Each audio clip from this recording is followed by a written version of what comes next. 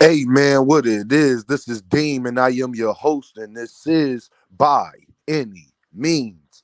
There go to Cash App, $ Deem by any means. There go to PayPal at Deem by any means. Y'all already know what I'm about to say. I don't care if you leave $1, $10, $1,000. It is much, much, much appreciated. You right there, stop. Don't be an eavesdropper.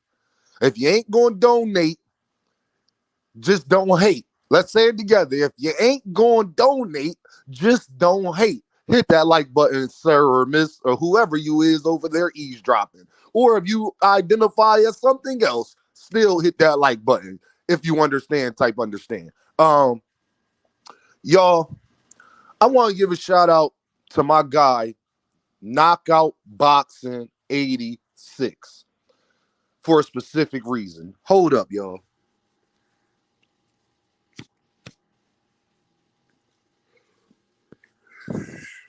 I want to give a shout out to my man Knockout because he changed my mind. And I'm a little different than a lot of other content creators, man. When somebody gives me a different perspective, or I hear somebody say something, I'm gonna give them their credit, man. I am not scared to give other content creators their flowers because it's much deserved out here. These men be working hard. They be doing what they gotta do for their family. And like I said, I think every boxing content creator, even ones I don't like, bring out good content and talk about things and give you information on things that you probably didn't know prior. I don't care if I like them or don't like them. But I wanted to say shout out to Knockout Boxing because I was on his panel last night. Oh yeah, and if you ain't subscribed or like his channel, please go do that. Go subscribe to Knockout Boxing 86. Great content over there. The Jaron Ennis thing about Jaron having to move up to 154 because that's where the smoke at. And my thing is, y'all, that is so unfair to Jaron Ennis that he has to do that. Jaron went to PBC, y'all, first before he went to Eddie Hearn and tried to get a deal. This is what Boozy said. But these guys would not fight him. They refused to fight Jaron Ennis, Mario Barrio, Stan Jonas, other champions at the weight division refused to fight him. Terrence Crawford not refusing to drop the belts, even though I don't see why he didn't drop the belts after he already got his title chance at 154, but whatever. And it's hurtful because Jaron Ennis is so ducked as a fighter that a whole weight division is ducking him, y'all. A whole weight division. Forget one fighter. We talk about Tank Devin, who signed contracts. Forget a fighter on fighter basis. I am talking about a whole boxing division is ducking this man. Jaron Ennis deserves every chance to get the same accolades that greats before him was able to achieve. He should be able to go to 154 and become undisputed. We all know who the man is there. It's so bad that Stan Jonas and Barrios don't even care how they look about ducking this man. Cody Crowley, none of them. How Teofimo Lopez getting a shot at the title before Jaron Ennis, and that's a unification. Unifications trump all that. They damn sure trump you getting a title defense against the guy that's from the lower weight division. Say it with me, y'all. Unifications trump what? Mandatories. But they don't just trump mandatories. They trump another guy coming from another division to fight that man. He could fight him after y'all unify. Because if you unify, that guy's going to have that belt that you're in that ranking for, then you can get the fight. They won't even do that, y'all. Teofimo Lopez getting a chance at another belt before Jaron Ennis. I want y'all to think about that, of how wild that is. I have not seen nothing like this since Gary Russell Jr. So this the guy that everybody says don't deserve Terrence Crawford, the guy that the division that Terrence Crawford left. The whole division is ducking this man, but he don't. Y'all want to know why we talking about him versus Terrence Crawford? He's the only guy in a weight division that y'all can literally, you can't even say that about David Benavidez or none of that.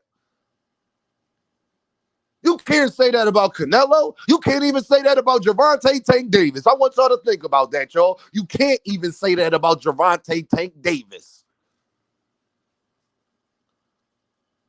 You that good that the whole weight division refuses to fight you? You're so good that a promotional company that wants you can't even have you because they fighters keep making excuses about why they can't fight you, which will keep you inactive. It's something Jaron Ennis couldn't afford to do, especially this year because he was kind of inactive the last two for a multitude of reasons.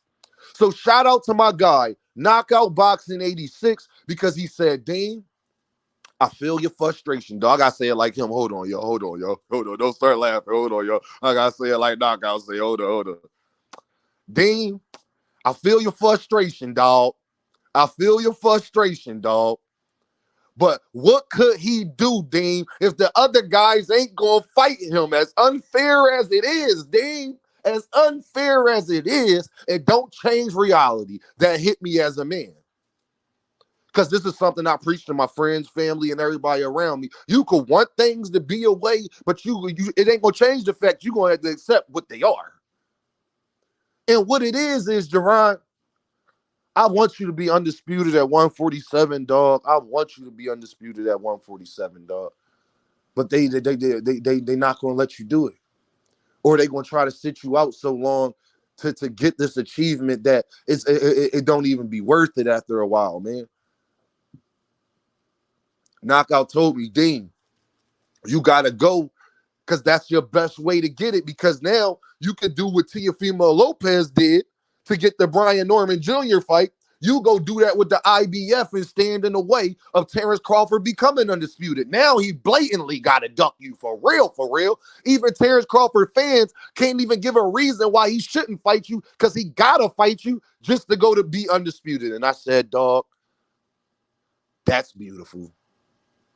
You're 100% right about that. You're 100% right. Because the thing that we know about the IBF is that if Terence Crawford don't fight him, y'all already know what's going to happen. And Jaron Ennis will have to stay active because the IBF don't really allow their champions not to be active. They don't really give you that leeway out of all the sanctioning bodies. Like if you have a mandatory coming up, you're going to have to negotiate with him, or they're not. If you can't show them injury reports, they not trying to hear it. And it's just unfortunate, y'all. Like, I want y'all to understand, like, that gotta boost Jaron Ennis. When people talk about, well, Dean, he ain't fight nobody. You can't fight nobody if they refuse to fight you publicly, and the whole world knows that these people refuse to fight you. That puts you on a different pedestal. You can't put other fighters on the same pedestal as Jaron Ennis when they don't have a whole weight division ducking them now, do they? Terence Crawford moved up and immediately got a chance to fight a champion. Errol Spence moved up and immediately got a chance to fight a champion. They can't say a whole weight division ducking them because Tim Tszyu said he want to fight both of them. Name me the guy at 147 that's actually serious about fighting Jaron Ennis. Teofimo Lopez got a shot at a title at 154. Y'all all know Bob Arum ain't gonna put Teo in there with the. Oh Lord, y'all see what Jermaine Ortiz was doing to Teofimo? Could you imagine? Just think of the Jermaine Ortiz fight, but with way more bad matchup. He can't beat him. There's nothing Teofimo Lopez could possibly do on this God Green's earth to beat Jaron Ennis. I have never seen this, y'all, and it's so hurtful because Jaron from my city, to see, they won't even fight a man, y'all, that they know could put 14, 15,000 people into a major city arena, I was there, y'all. I was there. Could you imagine Jaron Ennis versus Teofimo Lopez in Philadelphia? Or Barclays in a neutral? We could even take it to New York because the whole Philly will be up there too. So the fact that a man got to leave a division just to get fights, it's crazy to me. But shout out to my guy Knockout, because the way he put it, it just put it in a way where it's like, what other choice do we have? If they're not going to fight him, then that means he's going to have to fight lesser talent, when this whole time he could be fighting people at 154. And or at least that minimum become a stopgap for Terence Crawford to achieve what he want to achieve. So I'm going to be honest, y'all. In my eyes, Jaron Ennis is undisputed at 147 already. I don't care. They said, Dean, you can't do that. Yes, I can. Because if the other fighters aren't even willing to fight this man, how can he even accomplish this goal? And Terence Crawford refuses to drop the belts. You got another fighter at another division refusing to drop the belts, so he can't even fight for the vacant belts. You have the other title holders at that division refusing to fight him, so where even when Terence Crawford dropped those belts, they immediately go to him. No.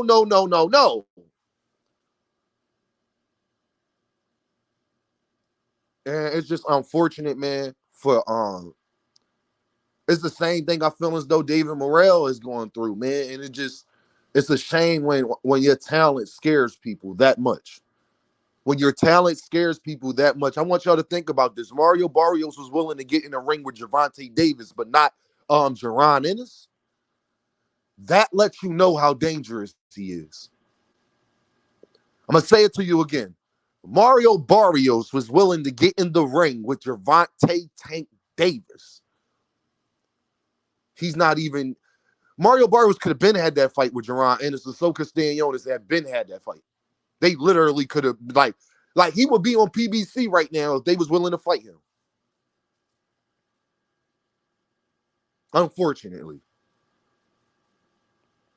So it's just crazy that this man got a whole weight division ducking him. It's unfortunate that he's not going to be able to achieve goals that every other boxer get a chance to achieve, man. Floyd Mayweather could have been undisputed. He refused to be. Floyd Mayweather wasn't trying to be. That's the difference. He would have got the fights to be undisputed if he would have chose to. Every time people bring up Jaron Ennis, well, what he accomplished, Dean? He could be undisputed at 147 like Bud Crawford just was, but people are refusing to let that happen. I wonder why. Because then if he was undisputed at 147, nobody at 154 would have an excuse not to fight him. Because the whole 154 division would know that he would be moving up immediately after that. No different than Bud Crawford did. He would have no reason to stay at 147 at that point. It's crazy, dog. But Noah Inoue can get back-to-back undisputed fight. Noah Inoue can get back-to-back undisputed in a year. But Jaron, you know what? Never mind. All I'm saying is Jaron Ennis need to be way up on your pound list. Until you can name me another fighter that's currently active right now that a whole weight division is refusing to fight him, I don't want to hear it. Y'all know what this is, right? Dean, by any means. And I holla at y'all.